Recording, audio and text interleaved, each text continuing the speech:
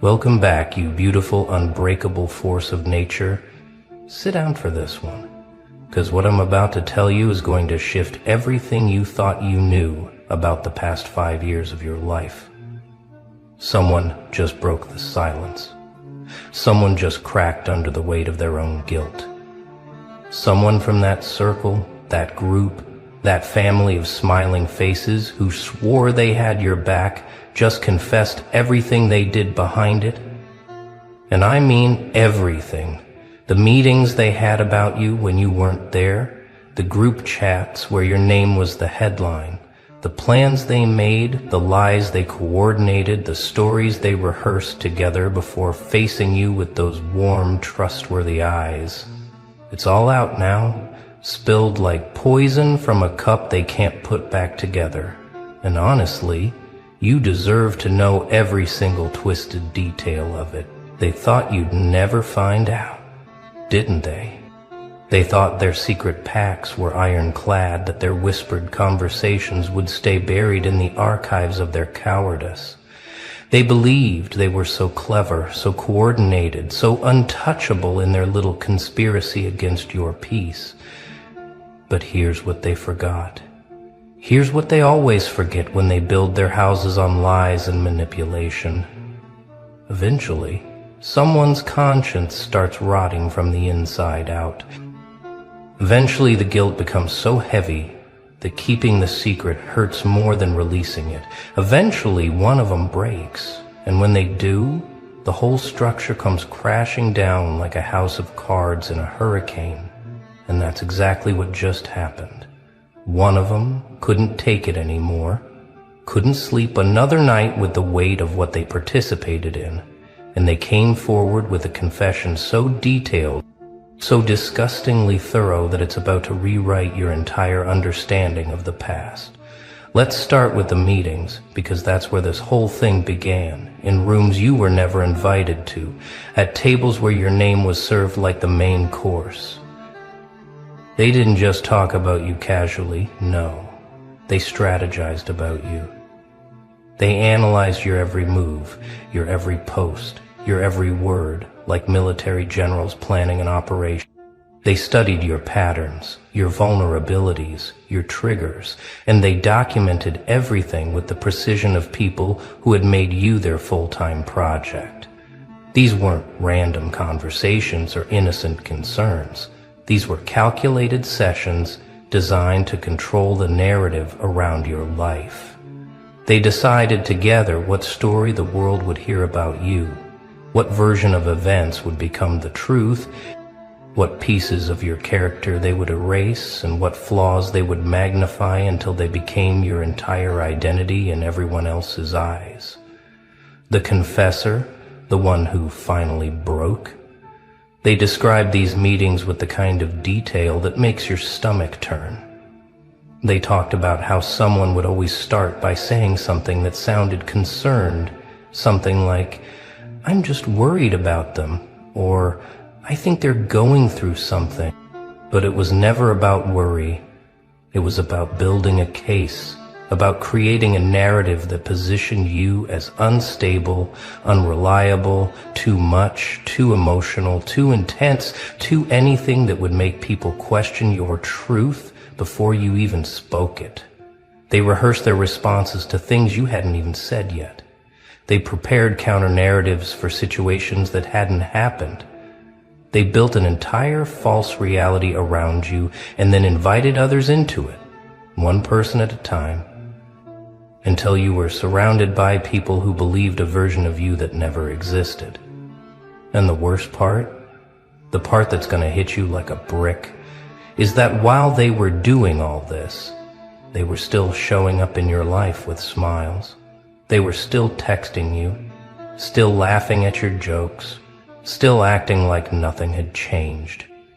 They perfected the art of the double life, one face for you and one face for the meetings. They became experts at looking you in the eye while holding a knife behind their back. The confessors said they used to practice it, used to remind each other to keep it normal when you were around, to make sure their faces didn't betray the fact that they had just spent hours tearing you apart in private. They turned deception into a skill, and they got so good at it that you never suspected a thing, never felt the betrayal happening in real time because they made sure the blade was always just out of your sight. But the meetings were just the beginning, because what they did next is where it gets truly disgusting. They didn't just talk about you in private, they coordinated a campaign against your reputation. The confessor revealed that they created what they called talking points, specific phrases and stories they would all use when speaking to mutual friends, family members, anyone in your orbit. They made sure everyone heard the same version of events, the same carefully crafted narrative that painted you as the problem while they positioned themselves as the concerned, caring, patient ones who had tried so hard to help you. It was psychological warfare disguised as friendship, and they executed it with the precision of people who had done this before. They had assignments, actual roles they played in this operation. One person was designated as the voice of reason, the one who would express sympathy for you while subtly planting doubt about your mental state. Another was the evidence collector, the one who would screenshot your posts, save your messages, document your every move so they could present it later as proof of whatever narrative they were building. Someone else played the mediator, the person who would reach out to you occasionally with fake concern, asking if you were okay, not because they cared, but because they needed fresh material for the next meeting. And there was always the amplifier, the one whose job was to make sure the story spread beyond your immediate circle, to whisper the narrative into the ears of people who barely knew you, but would now form their entire opinion of you based on coordinated lies. The confessor broke down crying when they described their own role in all this, how they had volunteered to be the one who stayed closest to you, who maintained the friendship while reporting back everything you said, every vulnerable moment you shared, every private struggle you confided. They called it gathering intel, but what it really was betrayal dressed up in strategic language. They admitted that there were times you would tell them something personal, something painful, and they would nod and hug you and tell you it was going to be okay, and then they would immediately text the group with an update, turning your pain into ammunition, your vulnerability into evidence, your trust into their weapon. And the worst part, they said, was how easy it became, how quickly they stopped feeling guilty about it because the group had normalized it, had made it seem like they were doing something necessary, something protective, something justified.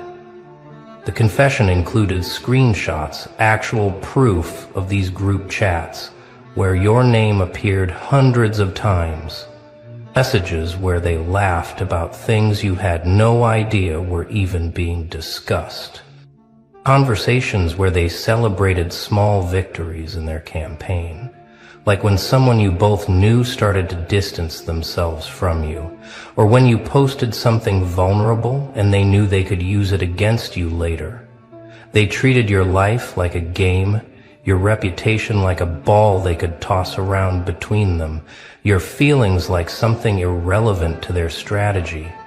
And reading through these messages, seeing the timestamps, realizing these conversations were happening on days when they were still texting you, thinking of you and here if you need anything, it's enough to make you question everything you thought you knew about human nature. Now let's talk about the specific tactics they used, because this is where the confession gets truly disturbing. They didn't just spread lies. They engineered situations designed to make you look unstable. The confessor described something they called provocation protocols, deliberate actions meant to trigger emotional responses from you that they could then use as evidence of your instability. They would say things designed to upset you, then act shocked when you reacted.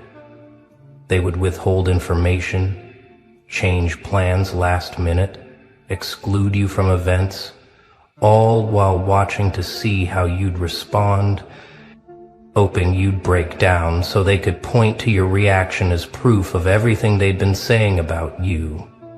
One particularly evil tactic they used was what the confessor called the setup, where they would create situations that had no good outcome for you. They would invite you to gatherings where everyone had already been briefed on the narrative against you, where people were primed to interpret everything you did through a negative lens. You could be quiet and they'd call you withdrawn and antisocial. You could be engaged and they'd call you attention-seeking and desperate. You could tell a joke and they'd call you inappropriate. You could be serious and they'd call you too intense. There was no version of you that would be acceptable, because acceptance was never the goal. Validation of their predetermined narrative was. And after these events, they would have follow-up meetings where they would dissect your behavior, finding evidence to support their case in every single thing you did or didn't do. They also admitted to something called isolation engineering, where they systematically worked to separate you from anyone who might support you or see through their manipulation. They would plant seeds of doubt about you with mutual friends, subtle comments that sounded like concern but were designed to make people question your judgment, your stability, your version of events. They would volunteer to check in with people after they spent time with you, supposedly to see how you were doing, but really to reinforce their narrative and make sure no competing truth could take root. They created an echo chamber around you where every voice except yours was saying the same thing, and they did it so gradually, so carefully, that you didn't even notice your support system dissolving until it was already gone. The confessor revealed that they had actually studied manipulation tactics, that some members of the group had researched psychological techniques specifically to use against you. They learned about gaslighting, triangulation, projection, and they implemented these strategies deliberately. They would deny things they had clearly said, making you question your memory. They would play people against each other while positioning themselves as neutral parties. They would accuse you of the exact behaviors they were engaged in, projecting their toxicity onto you so thoroughly that you started to believe maybe you were the problem. And the most disturbing part is that they knew exactly what they were doing. They weren't acting out of ignorance or misunderstanding. They were consciously, deliberately, methodically working to destabilize your sense of reality. So why did they do it? What could possibly motivate a group of people to invest this much energy, this much time, this much calculated cruelty into destroying someone's reputation and mental peace? The confessor's answer to this question is perhaps the most revealing part of the entire confession. They said it started with envy, pure, unfiltered jealousy that none of them wanted to admit they felt.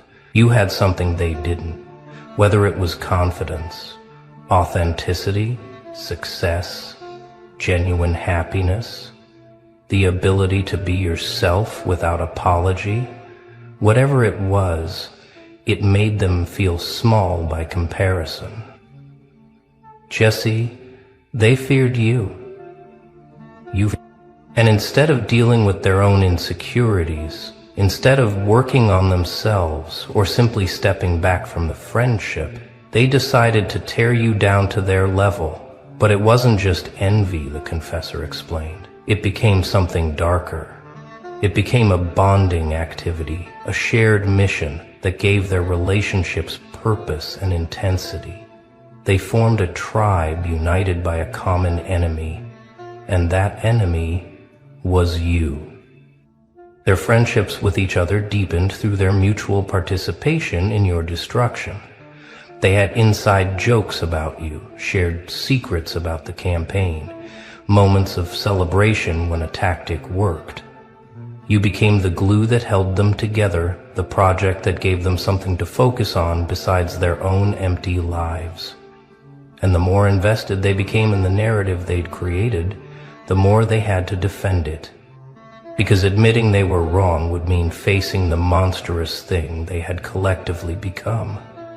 The confessor also revealed something that might be the hardest thing to hear. Some of them genuinely convinced themselves they were doing the right thing.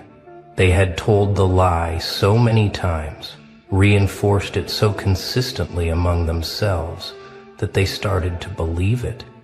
They created an alternate reality where you were actually the villain, where their actions were justified, where they were somehow the victims or the heroes protecting others from you. They built an entire mythology around their betrayal that absolved them of guilt and allowed them to sleep at night. The human mind's capacity for self-deception is terrifying, and they exploited it fully, rewriting history in real time until they couldn't even remember that the story had started as a fabrication. And here's the truly sick part. The confessor admitted that there were moments when some of them had doubts, times when someone would say, "Maybe we're going too far," or "I'm starting to feel bad about this." But those doubts were always shut down by the group. They had created a culture where questioning the narrative was seen as betrayal, where showing compassion for you was treated as weakness or naivety. They reinforced each other's worst impulses, talked each other out of guilt, reminded each other of the story they'd agreed upon whenever someone's conscience started to surface. They became a cult with a single doctrine. You were the problem, and anything they did in response to that problem was justified. It's a level of collective delusion that would be almost impressive if it wasn't so absolutely disgusting. Now here's what happens next. Because this confession doesn't just expose them, it liberates you. Every moment of confusion you felt, every time you questioned yourself, every instance where you thought maybe you were being too sensitive or reading too much into things, all of it now makes perfect sense. You weren't paranoid. You were picking up on something real. Your instincts were screaming at you that something was wrong, and you were right. The gaslighting didn't work completely, because some part of you, some inner knowing they couldn't reach, held on to the truth, and now that truth has been validated in the most concrete way possible, through the confession of someone who was there, who participated, who kept records. But here's what they didn't account for. Here's the flaw in their entire operation. While they were busy trying to destroy you, you were busy becoming someone they could never touch. While they were having meetings about you, you were building yourself in silence. While they were crafting narratives, you were living your truth. While they were investing all their energy into tearing you down, you were investing your energy into rising above anything they could possibly do to you. They made you their full-time project. And in doing so, they revealed that their entire existence had become about you, while your existence had nothing to do with them. You already won, and this confession is just the universe's way of making sure you know it. The confessor said something that should bring you immense satisfaction. They're terrified now. Now that the truth is out, now that the confession exists, they're panicking. They're scrambling to control the damage, reaching out to people trying to get ahead of the story, suddenly concerned about how they'll be perceived. The same people who spent years carefully crafting a false narrative about you are now desperate to craft a narrative about themselves, one where they're not the villains this confession makes them out to be. They're experiencing a fraction of what they put you through. The paranoia, the fear of judgment, the anxiety about reputation.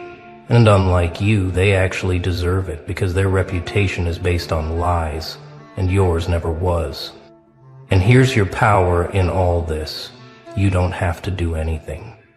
You don't have to seek revenge. You don't have to expose them publicly.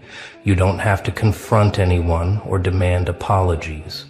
The truth is already working on your behalf, spreading through the same networks they once used against you, changing minds, shifting perceptions, revealing them for what they are. Your vindication doesn't require your effort because it's built on facts, on evidence, on confession. Their destruction is inevitable because it's built on lies that have now been exposed.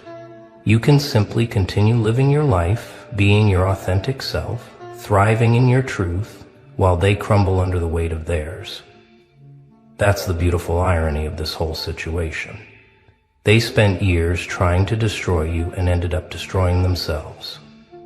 But let's go even deeper, because there's a truth here that transcends this specific situation. A truth about people and power and what happens when someone refuses to be broken. The reason they targeted you, the reason they invested so much energy into trying to tear you down, is because you represented something they couldn't control. You were authentic in a world of performance. You were genuine in a world of facades. You had the courage to be yourself while they were busy being whoever they thought would get them approval. Your very existence was a mirror reflecting their own inauthenticity, and instead of using that mirror to grow, they tried to shatter it. This is what always happens to people who refuse to play the game, who won't compromise their truth for comfort, who insist on being real in spaces that reward pretense. The system, the group, the collective mediocrity, it always tries to eliminate the ones who remind everyone else what integrity looks like. They can't let you thrive because your thriving exposes their compromise. They can't let you succeed on your own terms because your success questions their sacrifice. They can't let you be happy being yourself because your happiness reveals that all their contortions and calculations and careful image management were unnecessary. You're living proof that there's another way, and that scares them more than anything else ever could. The confession reveals this truth in stark detail.